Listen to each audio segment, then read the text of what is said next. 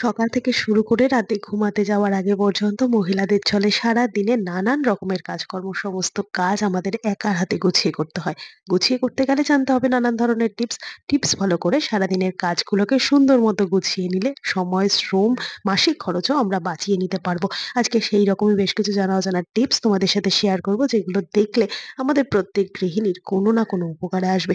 চলো তাহলে বেশি কথা না বলে আজকের ভিডিওটা শুরু করা যাক। প্রথম যে টিপসটা আমি তোমাদের সাথে শেয়ার করব বন্ধুরা, আমরা যখন রান্না করি তখন এরকম খুন্তিটা কড়াইয়ের মধ্যে বা হাতাটা কড়াইয়ের মধ্যে দেওয়ার পর আমরা যখন গরম হয়ে যায় তখন কিন্তু কি করি, এই খুন্তি বা হাতাটাকে এরকম ভাবে গ্যাসের আশেপাশে কোথাও রেখে দিই।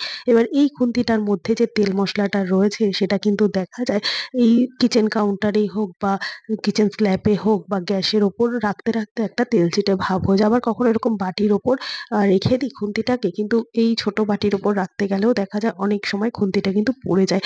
একে তো কিচেন কাউন্টারটা তেলচিটে হয় এই কারণে, আর আরো একটা সমস্যা হয় এদিক ওদিক রাখার ফলে ধুলো ময়লাটা কিন্তু খুন্তির মধ্যে উঠে আসে, আর তারপর কিন্তু এই খুন্তি দিয়ে আমরা পরবর্তী সময় আবার রান্নাটা করি। তো এর জন্য ছোট্ট একটা টিপস নিয়ে চলে এসেছি, এদিক ওদিক কোথাও রাখতে হবে না।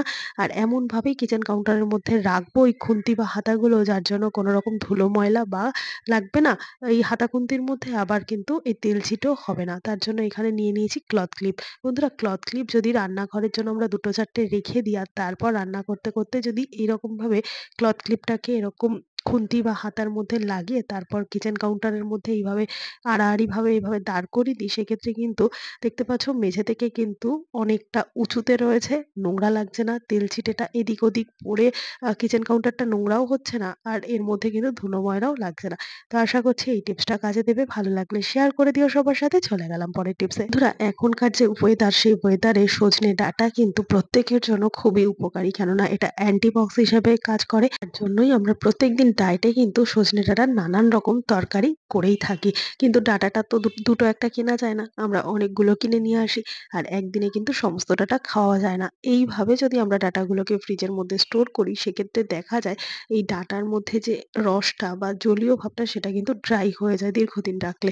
তো এইভাবে সজনে ডাঁটা আনার পর রাখতে হবে। একেবারে নষ্ট হবে না, ড্রাইও হয়ে যাবে না। ভেতরে যে রসটা, ডাঁটার যে উপকারী জুসটা সেটাও কিন্তু থেকে যাবে। তার জন্য ১ম এ কি করতে হবে, এরকমভাবে ছুরি দিয়ে কেটে নিতে হবে।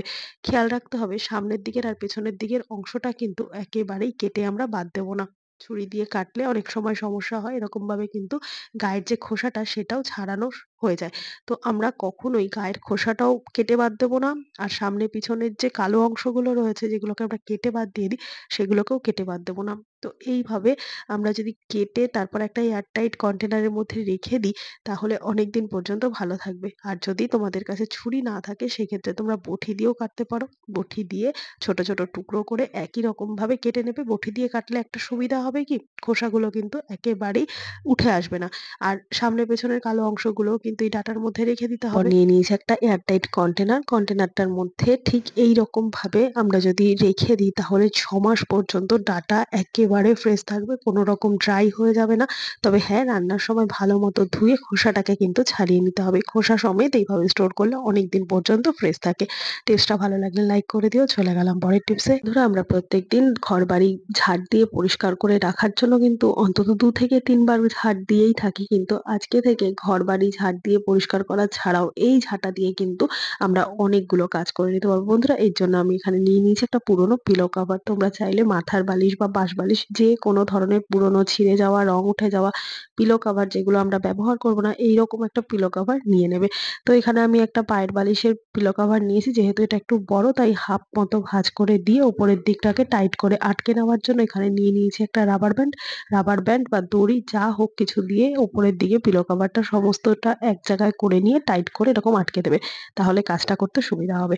তো দেখো সুন্দর একটা অর্গানাইজার কিন্তু আমরা তৈরি করে নিয়েছি। বন্ধুরা, আমাদের ঘরের আসবাবপত্রের কোণাকানাচিতে, খাটের নিচে, আলমারির পিছনে, এমনকি ফ্রিজের পিছনে যে ছোট বা সরু অংশগুলো রয়েছে যেখানে আমরা হাত ঢুকিয়ে পরিষ্কার করতে পারি না সেরকম জায়গায় কিন্তু আমরা ঝুলঝাড়া ব্যবহার করি। কিন্তু ঝুলঝাড়া আলাদা করে কিনতে হয়।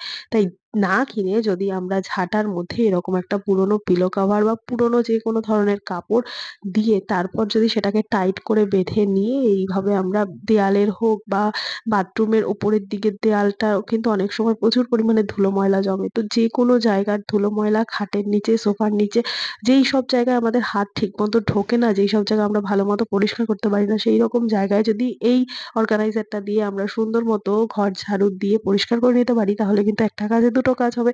যেরকম ঝাড় দেওয়া হচ্ছে, সাথে কিন্তু ধুলো ময়লাটা সুন্দর মতো চলে আসছে।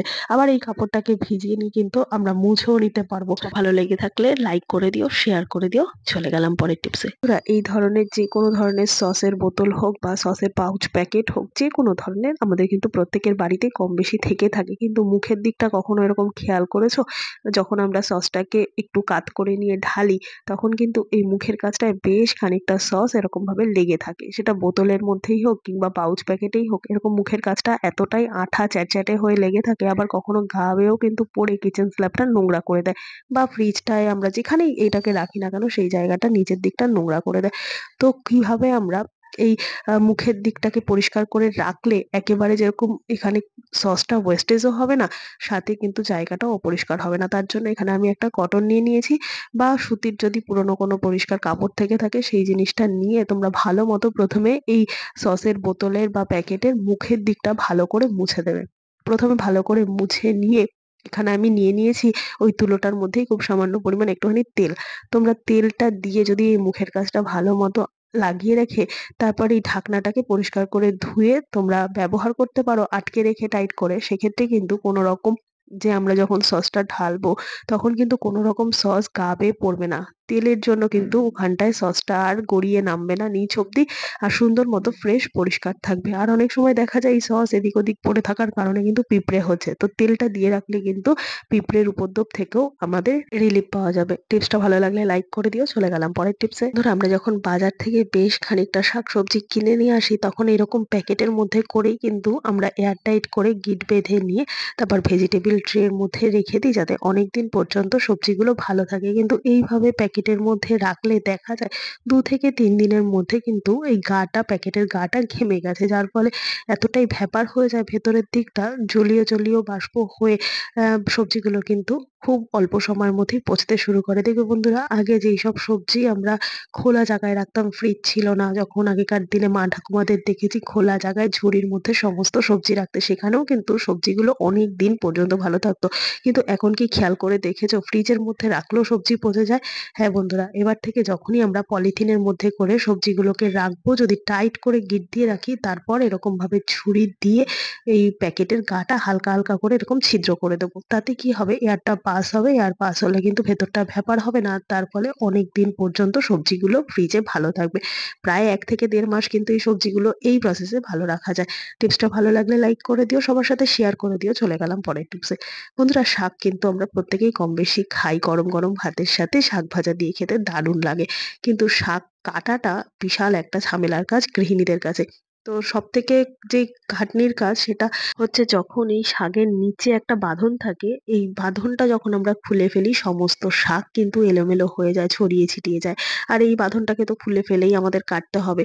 আর যখনই খুলে ফেলা হয় না বন্ধুরা, তখন শাকগুলো এতটাই এলোমেলোভাবে ছিটিয়ে যায় যে আমাদের শাকগুলো সমস্তগুলোকে এক জায়গায় ধরে নিয়ে কাটতে খুব অসুবিধা হয়। তখন আমরা কি করব?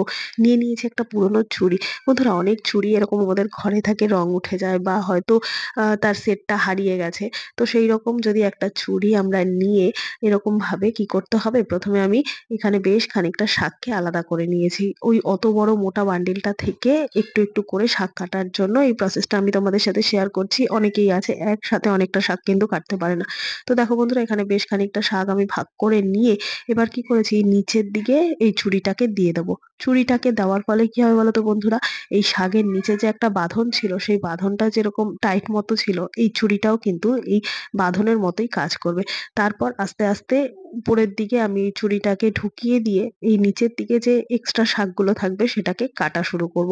এইভাবে যখনই আবার ছুরিটা পর্যন্ত কাটা হয়ে যাবে আবার এই ছুরিটাকে ওপর দিকে টেনে তুলে দিলে কিন্তু সুন্দর মতো শাকগুলো মিহি করে কোচানো হয়ে যাবে। আবার আরো একটা ভয় থাকে, এইভাবে যদি আমরা শাক কুচিয়ে নিই তখন দেখা যায় হাত কিন্তু কেটে যাওয়ার ভয় থাকে। তাই হাতটাকে প্রোটেক্টর করার জন্য আমরা একটা ছোট্ট টুল তৈরি করে নেব। নিয়ে নিয়েছি পুরনো নারকেলের মালা।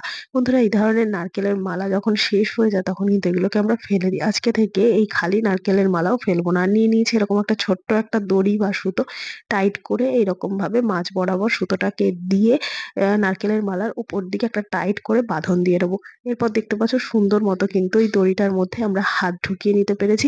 এইটাকেই কিন্তু সুন্দর মতো আমরা একটা ফিঙ্গার প্রোটেক্টর টুল হিসেবে কাজে লাগাতে পারবো। তো দেখতে পাচ্ছ বন্ধুরা, ছুরির সাহায্যে যেরকম আমরা এই শাকের বাঁধনটাকে টাইট মতো আটকে রাখতে পারছি, আর তার ফলে কিন্তু কাটতে সুবিধা হচ্ছে, সাথে নারকেলের মালাটা এরকম ভাবে আঙুলের সামনে দেওয়াতে কিন্তু হাতের ওপর যে ছুরি চালিয়ে দেওয়ার একটা ভয় থাকে সেটাও থাকছে না। নারকেল মালাটা কিন্তু সুন্দর মতো ফিঙ্গার প্রোটেক্টর হিসেবে কাজ করছে। এইভাবে কাজটা করলে দেখতে পাচ্ছ বন্ধুরা, কত অল্প সময়ের মধ্যেই কিন্তু আমাদের হাত বাঁচিয়ে কেটে যাওয়ার ভয় থেকে রক্ষা পেয়ে কিন্তু সুন্দর মতো আমরা শাক সবজি সমস্ত কেটে নিতে পারবো। আর শাক কাটাটাও দেখতে পাচ্ছ কত সুন্দর মতো মিহি হয়েছে। আশা করবো এই টিপসটাও কাজে দেবে। চলে গেলাম পরের টিপসে। ধরো আমরা রান্নাঘরের যে জায়গায় গ্যাস সিলিন্ডারটাকে রাখি সেই জায়গায় দীর্ঘদিন একই জায়গায় সিলিন্ডারটা রাখতে রাখতে দেখা যায় মেঝের মধ্যে কেমন একটা দাগ পড়ে যায়। এরকম একটা গোল ধরনের কিন্তু দাগ পড়েই যায়। আর এই জঙের দাগটা কিন্তু আমরা যদি খুব ঘষাঘষি করে তোলার চেষ্টা করি বা হারপিক জাতীয় কোনো অ্যাসিড দিয়ে তোলার চেষ্টা করি সেক্ষেত্রে কিন্তু দেখা যায় যে মেঝেটার যে শাইনিংটা সেটা কিন্তু নষ্ট হয়ে যায়। আর এরকম ভাবে দীর্ঘদিন রাখলে দাগটা তো পড়বে, এটাই স্বাভাবিক। আবার অনেকেই আছে ট্রলির মধ্যে বা কোনো কাগজ বা কোনো পলিথিন পেতে রাখে, কিন্তু সবসময়ের জন্য তো এগুলো রাখার কথা মনে থাকে না। আবার কখনো কখনো দেখা যায় যে পলিথিন ছিঁড়েও কিন্তু বা কাগজ অনেকদিন ধরে রাখতে রাখতে ছিঁড়ে গিয়ে কিন্তু মেঝের মধ্যে দাগটা পড়ে। তো এইরকম দাগ হলে আমরা কি করব, কি দিয়ে দাগটা তুলবো? কোনো রকম অ্যাসিড জাতীয় জিনিস কিংবা হাতে ঘষাঘষি ছাড়াই সুন্দর মতো এই দাগটাকে তুলে ফেলার জন্য এখানে নিয়ে নিয়েছি লবণ। বন্ধুরা, রান্নায় যে লবণ আমরা ব্যবহার করি সেই লবণটা দিলেই কিন্তু সুন্দর মতো দাগটা উঠে যাবে। খুব সামান্য পরিমাণ লবণ দিয়ে বেশ কিছুক্ষণ সময় এইভাবে রেখে নিয়ে নিয়েছি একটা খালি ওষুধের পাতা। এই ধরনের খালি ওষুধের পাতাগুলোকে আমরা ফেলে দিই। আজকে থেকে আর ফেলবো না। লবণটা এখানে স্ক্রাবিং এর কাজ করবে। আর সুন্দর মতো এই যে ওষুধের খালি স্ট্রিপটা এটা কিন্তু দিয়ে ঘষলেই সুন্দর মতো এই জঙের দাগগুলো উঠে যাবে। যার জন্য আমাদের কোনো রকম মেঝের শাইনিং নষ্ট হবে না। আর কোনো রকম হাতেও কিন্তু অ্যাসিড দিয়ে করার কারণে অনেক সময় হাতে কিন্তু জ্বালা করে, সেটাও হবে না। তো সুন্দর মতো এটাকে ঘষে নিয়ে পরিষ্কার একটা কাপড় দিয়ে যদি ভিজে কাপড় দিয়ে আমরা মুছে নিই তাহলে সুন্দর মতো লাইভ একটা রেজাল্ট তোমরা দেখতেই পাচ্ছ যে কোনো রকম মেঝেতে কিন্তু আর দাগ নেই, সমস্ত দাগ উঠে গেছে। তো আশা করছি আজকের এই সমস্ত টিপস গুলো তোমাদের কাজে দেবে। টিপস গুলো ভালো লেগে থাকলে লাইক কমেন্ট শেয়ার করে পাশে থাকবে। আমার এই ভিডিওটা তোমরা কে কোথা থেকে দেখছো কমেন্ট করে জানাতে ভুলবে না। দেখা হবে আবার অন্য কোনো ভিডিওর সঙ্গে। ধন্যবাদ।